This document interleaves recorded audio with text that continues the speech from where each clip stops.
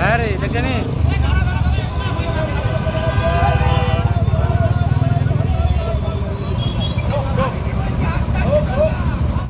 বিধানসভা 26-এ তৃণমূল সরকার লড়ছে লড়বে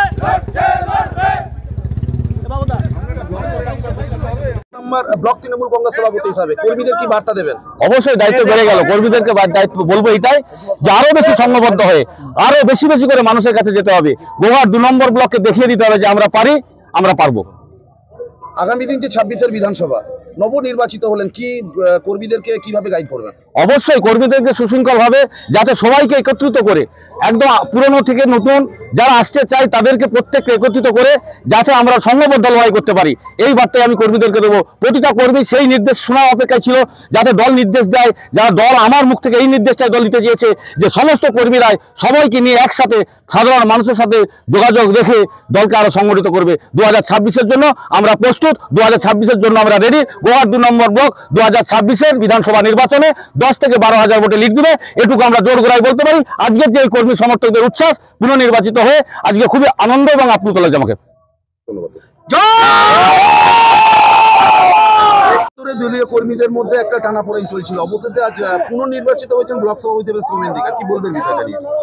দলীয় কর্মীদের মধ্যে টানাপোড়েনের কিছু নেই, এটা দলীয় একটা সংগঠনের প্রসেস, যেটা দলনেত্রী মমতা বন্দ্যোপাধ্যায় এবং দলের সর্বভারতীয় সাধারণ সম্পাদক অভিষেক বন্দ্যোপাধ্যায় যারা দলের সঙ্গে রয়েছেন, দলকে যারা এগিয়ে নিয়ে যাওয়ার চেষ্টা করছেন, সেই সমস্ত মানুষকে নেতৃত্বের জায়গায় নিয়ে এসে বসিয়েছেন এবং এদের নেতৃত্বে আগামী 2026 পাখির চোখ করে আমরা বিজেপির বিরুদ্ধে, একটা বিচ্ছিন্নবাদী শক্তির বিরুদ্ধে আমরা লড়াই করব। বাংলা এবং বাঙালির যে ঐতিহ্য, যা মমতা বন্দ্যোপাধ্যায় এবং তৃণমূল কংগ্রেস দ্বারাই একমাত্র সুরক্ষিত, সেই বাঙালির ঐতিহ্যকে, বাংলার ঐতিহ্যকে এগিয়ে রাখার জন্য গোঘাট 2 নম্বর ব্লক থেকে আমাদের সৌমেন দিগার, যিনি আগেও ব্লক সভাপতির দায়িত্ব সামলেছেন, শুধু ব্লক সভাপতির দায়িত্ব নয়, উনি বুথ সভাপতি থেকে ওনার রাজনৈতিক জীবন শুরু করেছেন এবং পরে অঞ্চল সভাপতি, যুব মাদার ব্লকের সভাপতিতে উনি আজকে এসে দাঁড়িয়েছেন। মমতা বন্দ্যোপাধ্যায় যোগ্য ব্যক্তিকে যোগ্য জায়গায় চিনতে তিনি দেরি করেননি,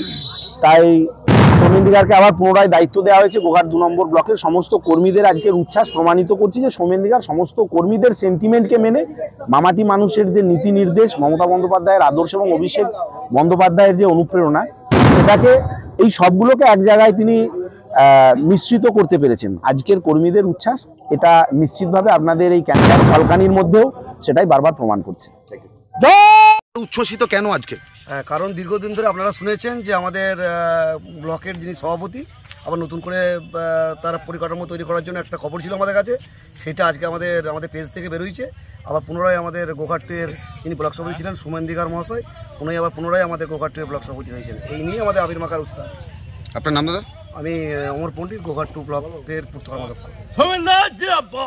নিউনুর সোফা সেন্টার, এখানে সমস্ত রকম সোফা পাইকারি ও রিটেলে বিক্রয় করা হয়। সমস্ত সোফা নিজস্ব কারখানায় তৈরি করা হয়। প্রোপাইটার হানিফ হোসেন খাঁ ও রুহুল হোসেন খাঁ, বড়ডোঙ্গল হাটতলা সিনেমা হলের সন্নিকটে, হুগলি।